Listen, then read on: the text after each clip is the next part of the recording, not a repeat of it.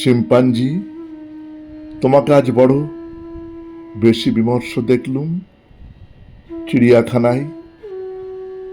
তুমি ঝিলের কিনারে দারুণ দুঃখিত ভাবে বসেছিলে।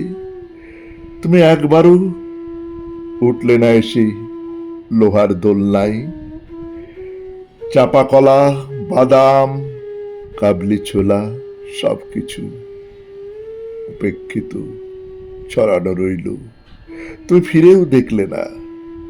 দুঃখী মানুষের মতো হাঁটুর ভিতরে মাথা গুজে ঝিলের কিনারে শুধু বসে রইলে একা। শিম্পাঞ্জি, তোমাকে কেন এত বেশি বিমর্ষ দেখলুম? কি দুঃখ তোমার? তুই মানুষের মতো হতে গিয়ে লক্ষ লক্ষ বছরের সিঁড়ি ভেঙে এসেছিলে। তুই মাত্রই কয়েকটা সিঁড়ি টপকাবার ভুলে মানুষ হওনি। এই দুঃখে তুমি ঝিলের কিনারে বসেছিলে নাকি? শিম্পাঞ্জি, তোমাকে আজ বড় বেশি দুঃখিত দেখলুম। প্রায় হয়েছিলে, তবু সম্পূর্ণ মানুষ হওনি। হয়তো সেই দুঃখে তুমি আজ দোলনায় উঠলে না।